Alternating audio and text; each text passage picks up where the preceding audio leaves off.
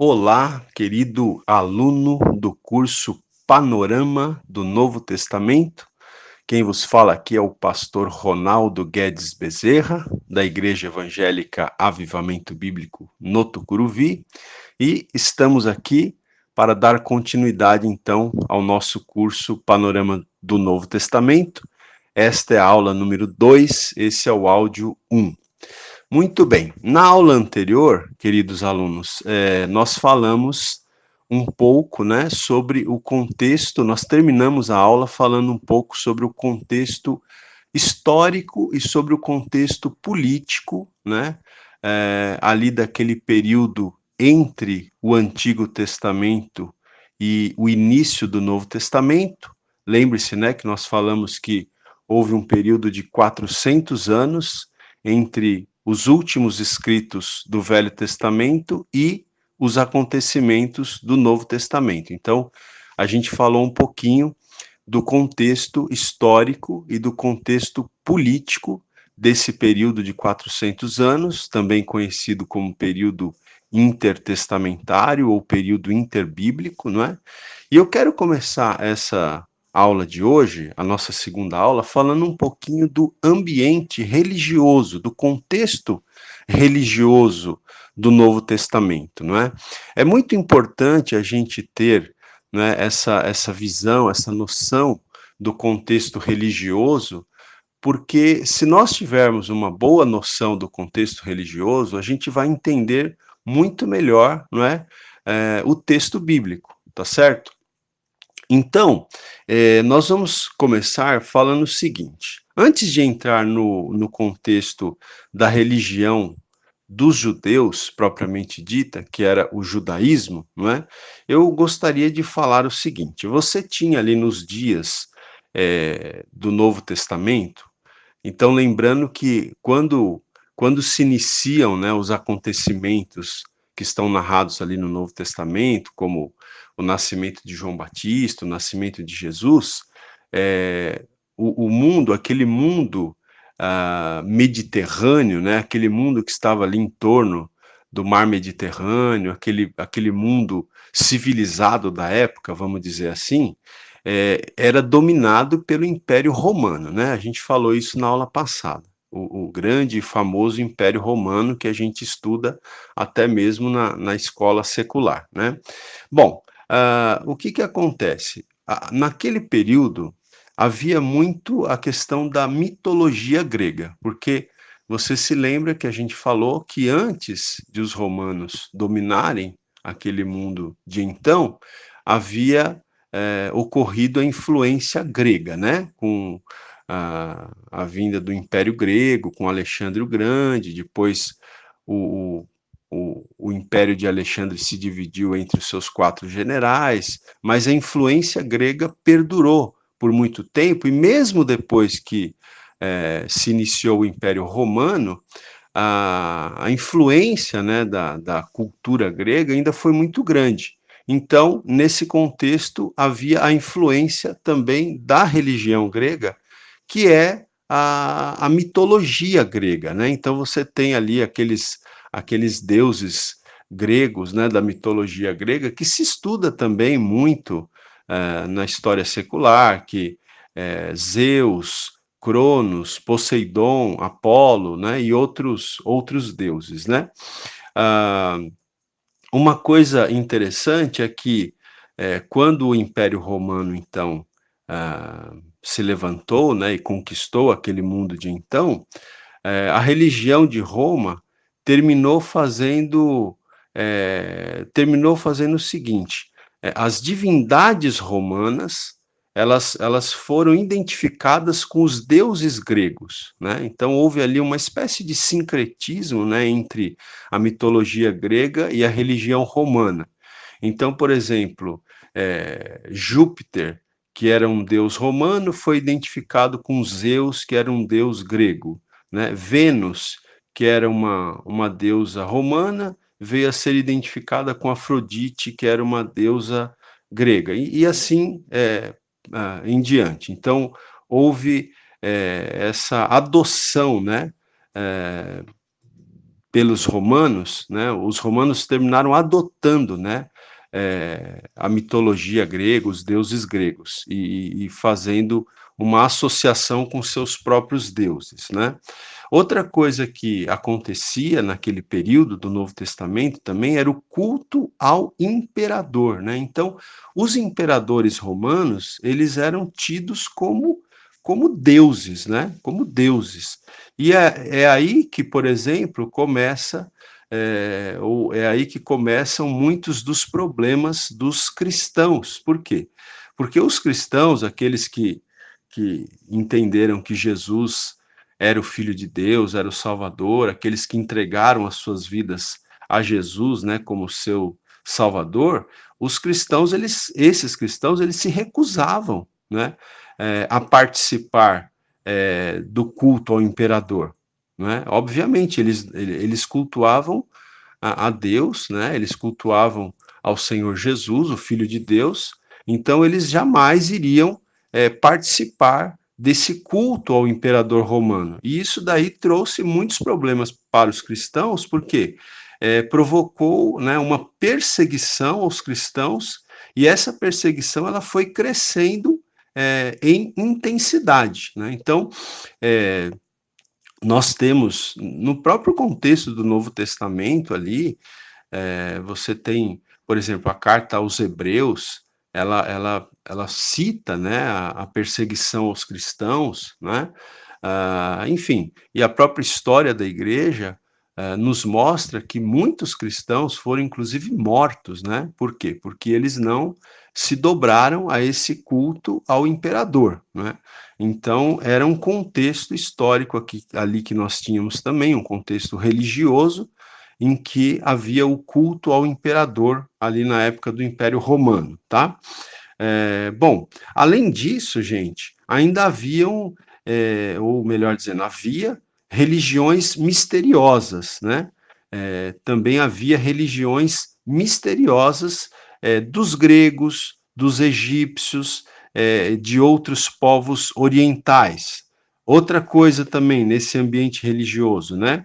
As superstições. Então, havia muita superstição, tá? Então, as superstições estavam nas mentes da maioria do povo que compunha o Império Romano, tá? E é bom lembrar que o Império Romano, ele dominou, então, aquele mundo conhecido de então, aquele mundo mediterrâneo, não eram só romanos que compunham o Império Romano, eram todos aqueles povos, todas aquelas nações que haviam sido conquistadas ali, principalmente em torno do Mar Mediterrâneo, né? Então, mas mesmo assim, é, todo o povo, né, que compunha o Império Romano, independente é, da nação a qual fazia parte, todos esses povos tinham muitas superstições, né? E aí acontecia aquela mistura, né? Uma mescla de diversas crenças religiosas com práticas supersticiosas, né? Então, isso aqui lembra até um pouco os nossos dias, né? A gente vê muito acontecer isso nos nossos dias. As pessoas mesclando crenças religiosas com práticas supersticiosas, né? Às vezes, infelizmente, isso entrando até dentro da igreja chamada evangélica, né? É uma mescla de crenças religiosas diversas com práticas supersticiosas. Então, veja que essa tendência que as pessoas têm de misturar as coisas, já naquele tempo, né, há 2.000 anos atrás, a gente está falando aqui de 2.000 anos atrás, né? Os acontecimentos ali do Novo Testamento se deram há 2.000 anos atrás, aproximadamente. Então, você já tem essa situação aqui há 2.000 anos atrás. Uma outra eh, eh, religião, vamos dizer assim, ou filosofia que existia naqueles dias, e contra a qual os apóstolos e a igreja primitiva teve que lutar muito, teve que, né, refutar muito essa filosofia, essa doutrina, era a filosofia, o ensino chamado gnosticismo, tá? Gnosticismo. Eu não vou aqui entrar em detalhes sobre o gnosticismo, mas se você tiver interesse, seria muito interessante você tentar ler alguma coisa sobre o gnosticismo, porque, como eu falei, né, você pega, por exemplo, ah, mesmo no Novo Testamento, né, a primeira epístola de João e outros chamados pais da igreja, que foram aqueles que foi aquela geração que sucedeu aos apóstolos, eles tiveram que lutar muito, né, modo de dizer, lutar assim no campo das ideias, vamos dizer assim, né, eles tiveram que lutar muito, escrever, né, orientar os cristãos a não caírem nessa doutrina aí do gnosticismo, tá? Que também terminava falando de Jesus e tudo mais, mas de uma forma distorcida, de uma forma não bíblica, né? Então, gente, deixa eu dizer para vocês, essa aula que eu estou fazendo hoje, essa aula 2, é, eu tenho disponibilizada essa aula no meu blog, tá? No meu blog pessoal. Então, quem ainda não sabe que eu tenho um blog, é, basta você ir no Google, ok? E você digita lá no Google, blog do pastor Ronaldo Guedes Bezerra. E lá no meu blog, você vai na ferramenta de busca e coloca lá o seguinte tema: o ambiente religioso do Novo Testamento, que você vai encontrar então um resumo desta aula 2 que eu estou fazendo aqui agora, ok? Então, lá no blog do pastor Ronaldo Guedes Bezerra, você vai na ferramenta de busca e busca o seguinte post: o ambiente religioso do Novo Testamento, e ali eu falo, eu coloco ali, na verdade, essa aula também vale a pena eu citar, né? É importante eu citar que está um resumo dessa aula lá no meu blog, mas que essa aula eu me baseei no livro Panorama do Novo Testamento, do autor Robert Gundry, né, da editora, deixa eu ver aqui qual que é a editora, acho que é Mundo Cristão, não, melhor dizendo, é da Nova Vida, Edições Nova Vida, né? Então, eu me baseei nesse livro Panorama do Novo Testamento, do Robert Gundry, né, dessa editora, e você tem então um resumo, né, um resumo dessa aula lá no meu blog, você pode procurar, e eu também, eu criei também, né, eu já passei para vários de vocês, eu criei um grupo no Facebook chamado Panorama Bíblico, né, Panorama Bíblico. Então você pode procurar esse grupo no Facebook também, que eu quero postar. Eu vou postar nesse grupo, além da aula gravada, além dessa aula e de todas as aulas do Panorama do Novo Testamento, além das aulas gravadas, que a gente vai também postar no meu canal do YouTube, né? Então, além dos links do YouTube das aulas, eu vou colocar também ali no grupo Panorama Bíblico, no Facebook, eu vou colocar alguns artigos, né, alguns vídeos interessantes, e eu vou colocar o link também dessa aula 2, né, ah, que está ali no meu blog, né, ou melhor, esse link com esse tema, o ambiente religioso do Novo Testamento, eu vou colocar lá no grupo Panorama Bíblico do Facebook, e assim você pode acompanhar lá também essa aula, ok? Então, e além do gnosticismo, também havia outras filosofias, né, outras doutrinas no tempo ali do Novo Testamento, como o chamado epicurismo, também o estoicismo, tá? Tinha um grupo de pessoas também que eram chamados de cínicos, mas não no sentido de cínico que a gente conhece hoje, era uma filosofia, um estilo de vida. Também os céticos, né? Os céticos já era mais ou menos o que a gente conhece, que eram aquelas pessoas que davam espaço à dúvida, né? E viviam, sucumbiam, vamos dizer assim, ante a dúvida, tá? Então, esse era o ambiente religioso do Novo Testamento em relação ao paganismo, ok? Até já. Muito bem. Aula 2, áudio 2 agora. Então, vamos falar agora, então, especificamente sobre o judaísmo, ok? Nesse primeiro áudio, nesses primeiros 15 minutos dessa aula 2, nós falamos sobre o paganismo em geral, não é? Agora vamos falar sobre o judaísmo que era e é até hoje, né, a religião oficial dos judeus, ok? Então vamos falar um pouquinho do judaísmo. Bom, gente, quando você lê o Novo Testamento, você vai se deparar, né, com as sinagogas. Não sei se você já observou isso, mas ao fazer a leitura do Novo Testamento, você vai se deparar com as sinagogas. Então, veja, o que eram as sinagogas? Os judeus, eles estabeleceram centros locais de adoração, né? E esses centros locais de adoração, eles eram chamados, então, de sinagogas.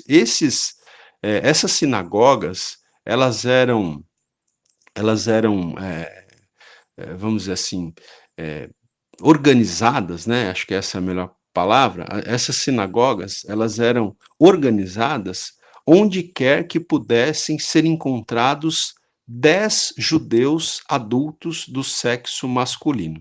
Então, gente, em função, né, das dispersões que os judeus sofreram, principalmente depois do período do cativeiro, né? Então, quem estudou o panorama do Velho Testamento comigo, lembra que a gente falou bastante sobre o cativeiro, né? Mas mesmo quem não estudou, você se lembra que a Bíblia fala, né, do cativeiro babilônico, quando o rei Nabucodonosor destruiu a cidade de Jerusalém, né? E foi até aquela época que o profeta Daniel, por exemplo, foi levado para o cativeiro, né? Então, em face dessa situação que ocorreu ali, né? Do povo judeu ter sido disperso, então, nesse período é que surgem as sinagogas, né? Que eram então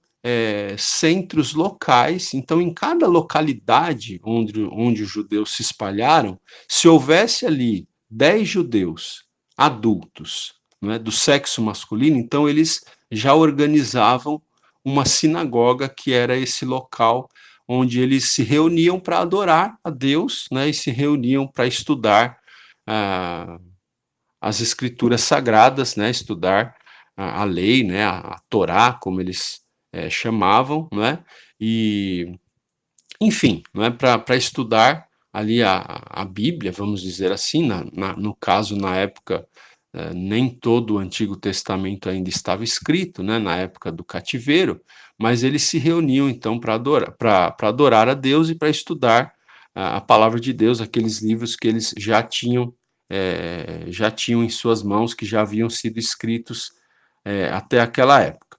Bom, além das sinagogas também, a gente vai ter, né, iniciando ali as páginas do Novo Testamento, você também vai se deparar com o templo, né, o templo de Jerusalém, né?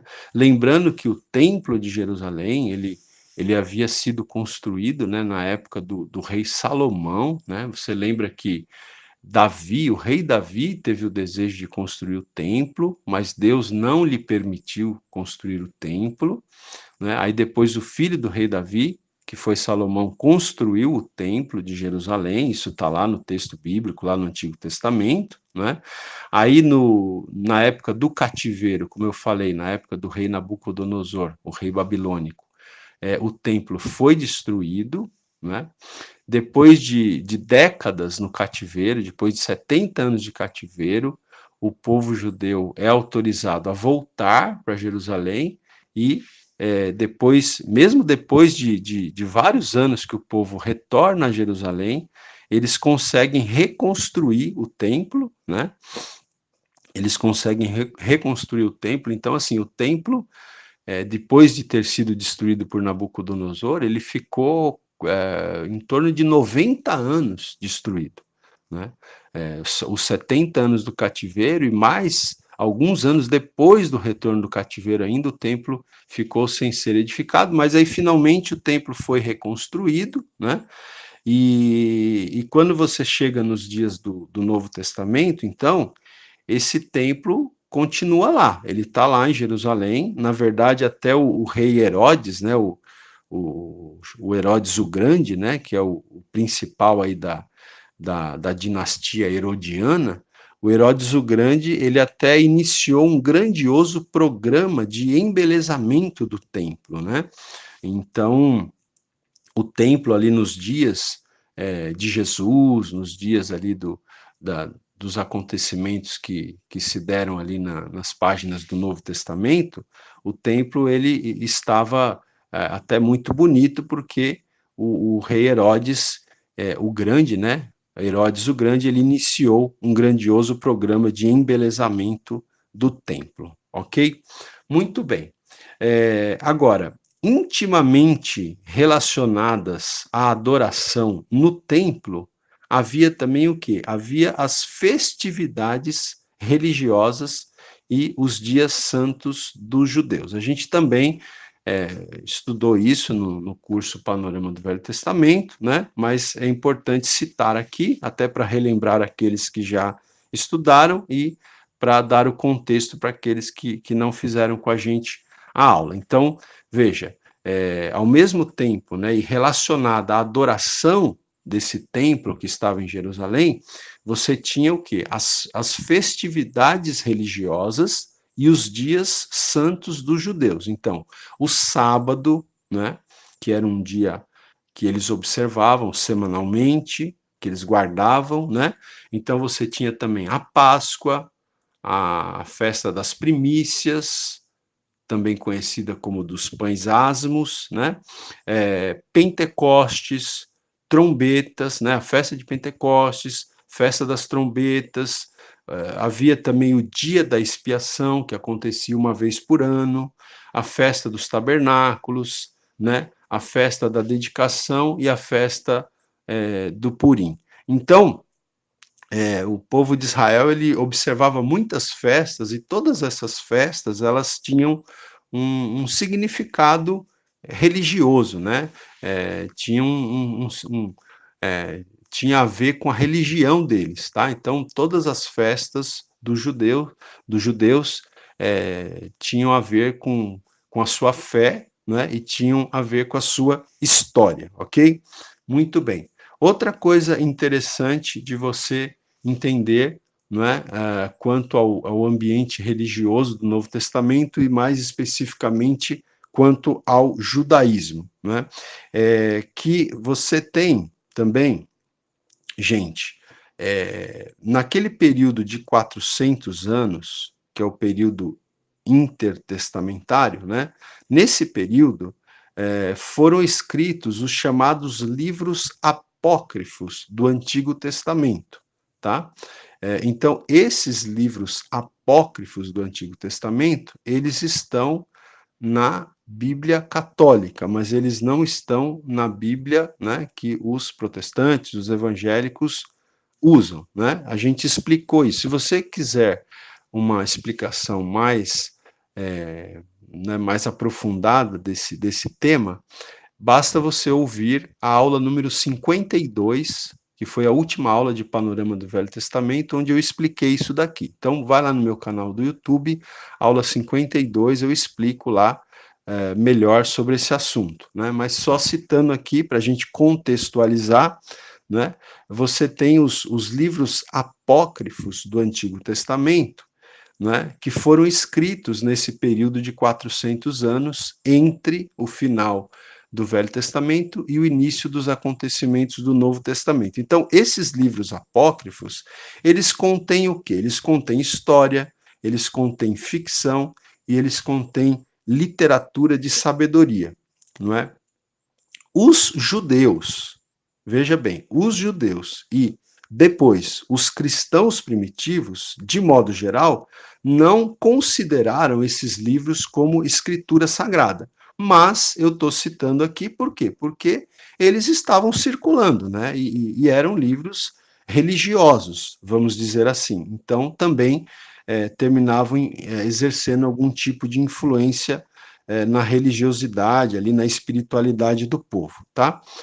E além dos livros chamados apócrifos, outros livros judaicos que datam da mesma época, da mesma era, eles também são intitulados de pseudoepígrafos, tá? Também um outro grupo de livros, também de cunho religioso, que circulavam naquela época lá, além, né, dos livros do Velho Testamento, tá? Então, quando você chega nos dias do Novo Testamento, ali quando Jesus nasceu, né, e depois da morte, da ressurreição de Jesus, você tem o início da igreja cristã. Então, além dos livros do Velho Testamento que já estavam todos escritos e já, né, os judeus já haviam reconhecido, né, os judeus já haviam reconhecido todos os 39 livros que nós temos no nosso Velho Testamento, na nossa Bíblia, todos esses livros já tinham sido reconhecidos pelos judeus como livros inspirados por Deus e faziam parte, então, do cânon sagrado, né, dos judeus. Agora, além dos 39 livros que a gente tem no nosso Velho Testamento, existia esses outros livros aqui, os livros chamados apócrifos, os livros chamados pseudoepígrafos, e eles estavam circulando e terminavam muitas vezes influenciando muita gente ali. Então, é importante a gente ter esse entendimento também, né? E também existia, gente, naquela época, o quê? Veja, os escribas, eu vou falar um pouquinho dos escribas daqui a pouco, mas uma classe de profissionais, de mestres, né, da lei, chamado de escribas, eles tinham produzido volumes de comentários sobre as leis de Moisés, né, e depois comentários sobre os comentários, né, é, e esses comentários todos, eles ficaram conhecidos como Talmud, né? Então, veja, esses escribas, eles produziram comentários escritos sobre as leis de Moisés, aí depois eles produziram comentários comentando os próprios comentários, né? E isso foi acontecendo ao ponto do judaísmo ter se degenerado a uma religião de proibições, tá? Então, por isso que o judaísmo, e Jesus combateu muito isso, né? O judaísmo se tornou uma religião extremamente legalista, né? Muito cheia de leis, de regras, né? Então, isso sufocava as pessoas. Então, veja, as observações ali desses escribas, elas eram extremas, né? E o que que aconteceu? O louvor e a adoração simples a Deus tinha quase desaparecido debaixo dessa carga de leis, de regras, né, de muito legalismo, tá?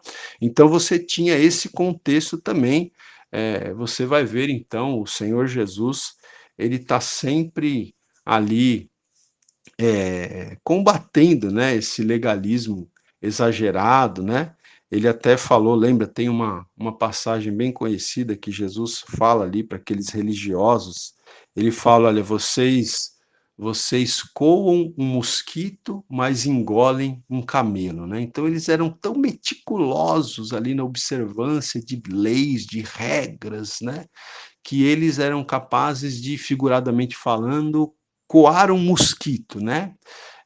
Em função de tantos detalhes que eles observavam e que eles influenciavam as pessoas para observar também. Mas, ao mesmo tempo, eles caíam, né, em outras coisas, né, em coisas mais importantes que eles deveriam observar, como a justiça, como o amor, como a misericórdia, eles terminavam não cumprindo, né? Então, Jesus fala: vocês coam o mosquito com essas regras, com essas leis, né? Mas vocês engolem o camelo quando vocês deixam de cumprir aquilo que realmente é importante, aquilo que realmente importa para Deus. Ok, gente? Então, estamos encerrando aqui o segundo áudio, já já a gente volta com o terceiro áudio. Aula 2, áudio 3. Muito bem, vamos dar sequência aqui então. Os judeus, queridos irmãos, eles aguardavam a vinda do Messias, tá? Então, é muito importante que a gente tenha em mente o seguinte: a história do Antigo Testamento é a história do povo judeu, né? Eu acho que eu já devo ter falado sobre isso. O povo judeu é o povo israelita, é o povo hebreu. A gente tem essas três designações, não é, para caracterizar o mesmo povo. No Antigo Testamento, você tem a história do povo de Israel, não é? Também posteriormente conhecido como povo judeu, tá certo? Então veja, nas páginas do Antigo Testamento, você tem várias promessas que Deus faz ao seu povo, aquele povo, né, que surgiu ali de Abraão. Então Deus chama Abraão e de Abraão, então, surge o povo israelita, o povo hebreu, né, que posteriormente também é chamado de povo judeu, tá certo? E a esse povo, Deus faz a promessa da vinda de um Messias. Então, nas páginas do Antigo Testamento, nós temos diversas profecias falando que Deus enviaria o Messias. Então, quando começa o período do Novo Testamento, existe essa expectativa da vinda do Messias. Os judeus eles estavam aguardando a vinda do Messias, tá? Você tem essa expectativa no ar ali nos dias do Novo Testamento. Agora, o que acontece é o seguinte: os judeus eles não esperavam que esse Messias fosse um salvador sofredor, como Jesus, né? Foi, tá certo? Então, nós cristãos nós entendemos, nós cremos que esse Messias prometido no Antigo Testamento é o Senhor Jesus Cristo. Jesus Cristo cumpre todas as profecias messiânicas do Antigo Testamento, né? Agora, os judeus, eles não esperavam que esse Messias fosse um salvador sofredor e nem esperavam que fosse um ser divino, como nós também cristãos acreditamos que Jesus ele não só foi um salvador sofredor, né, porque ele sofreu muito, ele foi perseguido e ele foi crucificado e tudo mais, mas nós também cremos que Jesus, não é, ele foi eh, ele foi homem, mas ele também era Deus encarnado, né? Então, como se estuda aí na teologia sistemática, Jesus era 100% Deus e 100% homem, né? Então, os judeus, eles não estavam, né, esperando um Messias que fosse divino. Eles tinham a esperança que Deus viesse a usar uma figura humana para trazer livramento político-militar da dominação romana. Então, nos dias do Novo Testamento, quando havia a expectativa do Messias, qual que era a expectativa? A expectativa era que Deus enviasse, então, um homem como Messias que lhes desse livramento político, tá? Então, veja, eles não estavam esperando um Messias que viesse para dar salvação para eles, salvação da alma, né? Eles não estavam esperando um Messias que viesse para ser um libertador espiritual, para libertá-los do pecado, para libertá-los de Satanás. Eles estavam esperando um Messias que fosse um libertador político, que os libertasse do domínio de Roma. Lembrando que os judeus, como, né, todos os povos ali circunvizinhos, estavam dominados pelo grande, né, e temível Império Romano. Então, na cabeça do judeu, eles tinham a expectativa de que o Messias fosse um líder político, que os livrasse da dominação do Império Romano, né, que trouxesse um livramento político-militar para eles, tá? Muito bem. Bom, gente, e aí você, chegando nas páginas do Novo Testamento também, você vai conforme você vai lendo a Bíblia, você vai percebendo que existem vários grupos que são citados, né? E às vezes as pessoas não entendem muito bem quem são essas pessoas, quem são esses grupos. Por isso, a importância da gente fazer nessas aulas introdutórias aqui, a gente dá esse contexto todo histórico, político, religioso, é muito importante porque se você conseguir entender basicamente aqui esse contexto, fica mais fácil quando você começa então a ler as páginas do Novo Testamento para você entender o texto, né? Muita gente reclama que não entende, lê a Bíblia e não entende, mas por quê? Porque às vezes falta esse contexto que a gente está tentando passar para vocês aqui. Então, por exemplo, um dos grupos que você vai ver nas páginas do Novo Testamento são os fariseus, né? Os fariseus. Então, os fariseus, quem eram os fariseus? Os fariseus, eles eram uma seita religiosa do judaísmo, tá? Então, a religião dos judeus era o judaísmo. E no judaísmo a gente tinha algumas seitas religiosas. Então, os fariseus eram uma dessas seitas religiosas. Os fariseus, eles faziam objeção à helenização da cultura judaica, tá? Então, veja, isso é importante. Lembre-se que mesmo na época que os romanos dominavam, ainda existia muito a influência da cultura grega, né? Que era a questão da helenização, né? A difusão da cultura grega, da língua grega, era um processo conhecido como helenização. Então, os fariseus, eles não gostavam dessa helenização, eles não gostavam que a cultura judaica, a cultura deles, fosse influenciada pela cultura grega, por esse processo de helenização. Então, os fariseus, eles faziam objeção, né, que a cultura judaica fosse helenizada, fosse influenciada pela cultura grega, tá? Outra coisa, os fariseus, eles compunham a mais numerosa das seitas religiosas dos judeus, tá? Então, entre todas as seitas religiosas dos judeus, os fariseus eram a seita mais numerosa.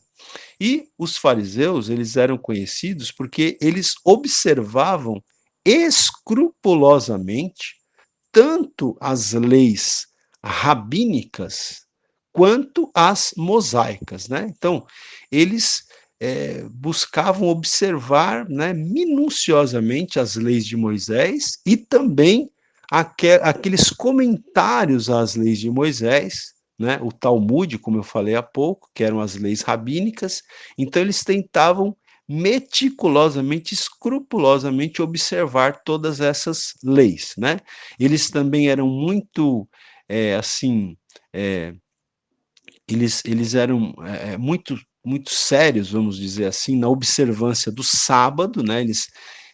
Eles observavam o sábado também escrupulosamente, minuciosamente, né? E outra coisa, agora, em relação aos fariseus, que é muito marcante, quando você lê até os evangelhos, é que os fariseus eles sempre maquinavam evasivas que lhes fossem convenientes, né? Então eles maquinavam desculpas que lhes fossem convenientes, ok? Então, embora eles buscavam observar as leis, né, de maneira escrupulosa, né, eles tinham também é,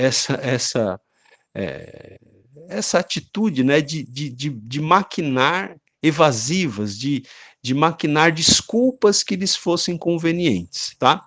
E você vai ver ali nas páginas do Novo Testamento que Jesus e os fariseus, eles entraram em choque, né?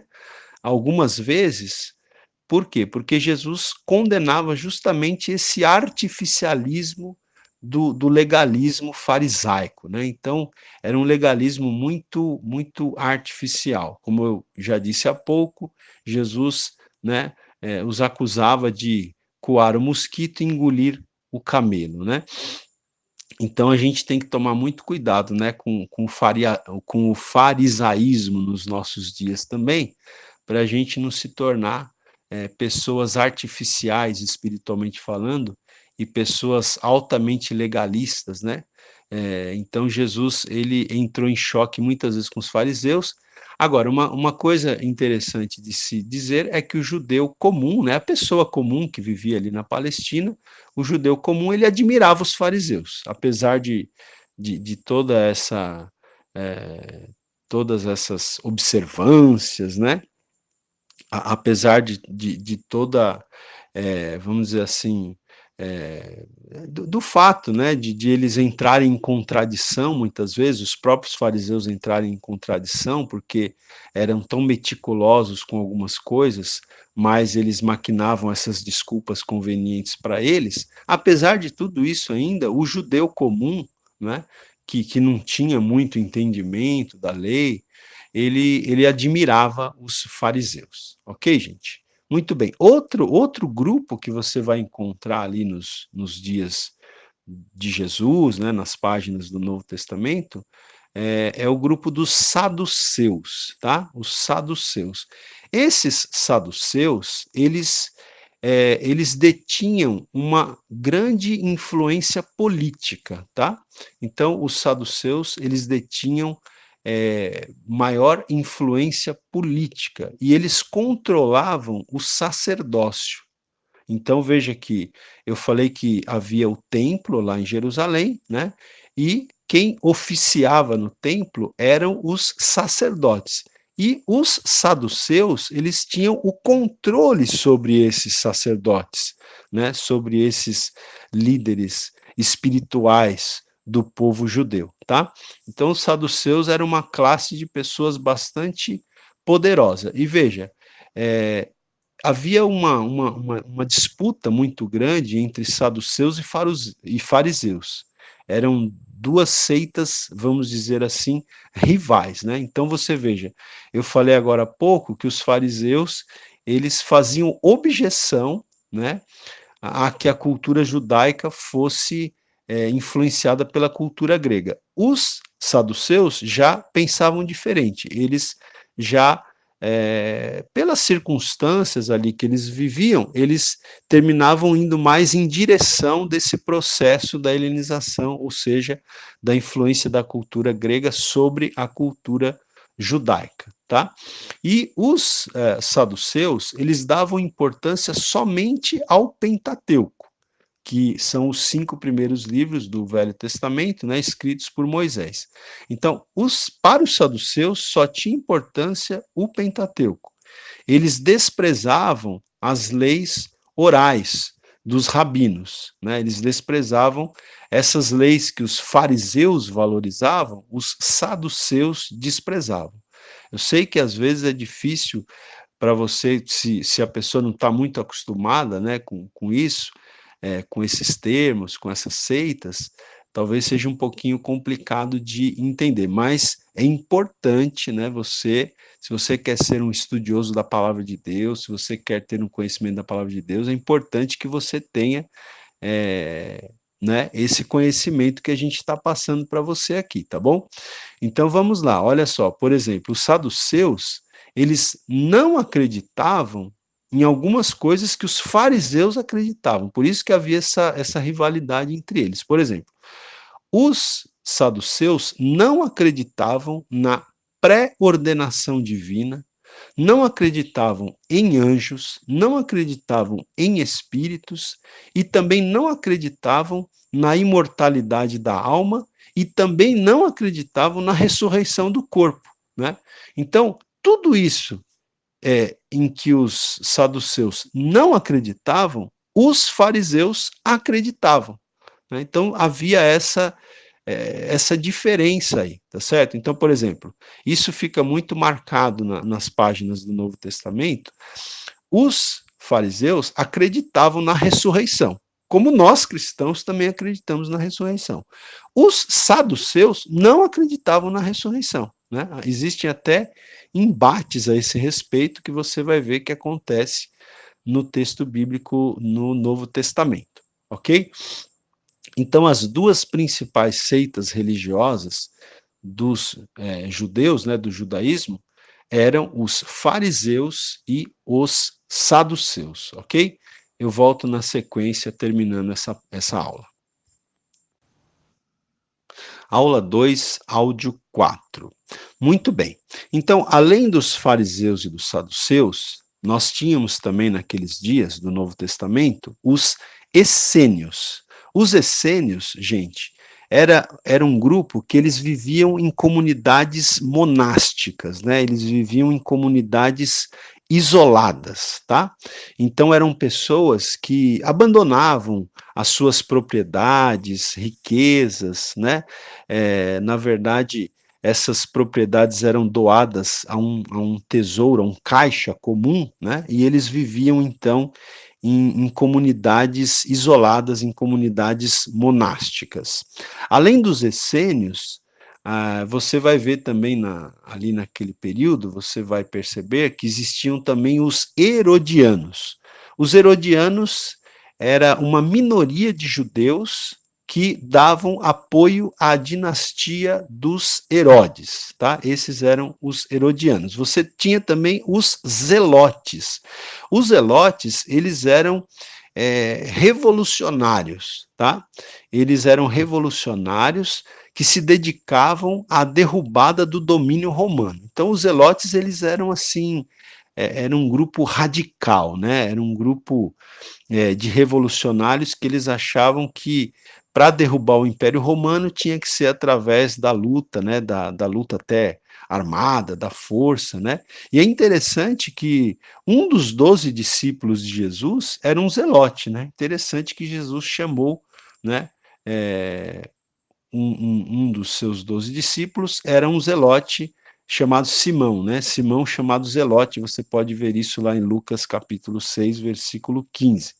Tinha também os escribas, eu até citei um pouquinho os escribas também já nessa aula. Os escribas eram um grupo de profissionais, vamos dizer assim, né? As expressões aplicadas a eles eram doutor, escriba, mestre e rabino. Então, você vai ver que os escribas eles são chamados, ou eram chamados de doutor, né, ou doutores, escribas, né, como a gente já falou, mestre e rabino, tá? Essas eram as expressões aplicadas aos escribas. E o que os escribas faziam? Eles interpretavam e ensinavam a lei do Antigo Testamento. Então, eles tinham essa função de interpretar a lei, né, de dizer ao povo o que a lei queria dizer e de ensinar a lei para o povo, ok? E nós tínhamos também ali, gente, naquele período, o sinédrio, né? O sinédrio. Então, veja, os romanos, embora eles dominassem, né, ali o povo judeu estava debaixo do domínio do Império Romano, mas os romanos, eles permitiam aos judeus manusearem, né, resolverem muitas de suas próprias questões, tanto questões religiosas como questões domésticas ali, né? E o superior tribunal dos judeus era então esse sinédrio, tá certo? Então, o sinédrio era uma espécie de superior tribunal dos judeus, tá? Que resolvia muitas questões ali domésticas, questões internas, questões religiosas dos próprios judeus, nas quais muitas vezes os romanos nem queriam se envolver, tá? Então você vai ver que nas páginas do Novo Testamento fala-se sobre o Sinédrio. Então o Sinédrio era um conselho, né, de líderes judeus, tá? De aproximadamente 70 pessoas que resolviam então as questões internas ali dos judeus. Ok, meus queridos? Muito bem. Eu gostaria também de dizer o seguinte: na primeira aula, eu disse, no final da primeira aula, eu disse que nessa segunda aula eu ia falar sobre o ambiente religioso do Novo Testamento, mais especificamente sobre o judaísmo, né, como a gente fez. Então, eu falei um pouquinho do paganismo, falei mais sobre o judaísmo e eu disse que nós iríamos já introduzir o evangelho de Marcos. Mas eu mudei aqui um pouquinho os planos, eu vou falar do evangelho de Marcos, permitindo permitindo Deus, na aula número 3, tá? Mas no final aqui dessa aula número 2, eu gostaria, não é, de falar brevemente sobre os 4 evangelhos, só para a gente já ir se familiarizando, né? Para vocês já irem se familiarizando com os 4 evangelhos que nós vamos ter muitas aulas falando sobre os 4 evangelhos, tá bom? Nós vamos ter muitas aulas falando, né, sobre os 4 evangelhos, então é importante que você, querido aluno, já vai assim se familiarizando, tá, com esses 4 evangelhos. Então veja, nós temos na ordem que se encontra na Bíblia, nós temos primeiramente o Evangelho de Mateus, né? Então, o que é importante você saber sobre o Evangelho de Mateus? O Evangelho de Mateus, ele é um evangelho muito judaico, muito messiânico, com ênfase no reino, né? Então, o objetivo de Mateus, ao escrever o seu evangelho, foi escrever para o povo judeu, tá? É interessante porque algumas pessoas podem perguntar por que nós temos 4 evangelhos na Bíblia, não é? Porque os evangelhos eles tratam do mesmo assunto, eles tratam do quê? Do nascimento de Jesus, né, da vida de Jesus, dos ensinamentos de Jesus, das parábolas que Jesus contou, dos milagres que Jesus fez, da morte de Jesus, da ressurreição de Jesus.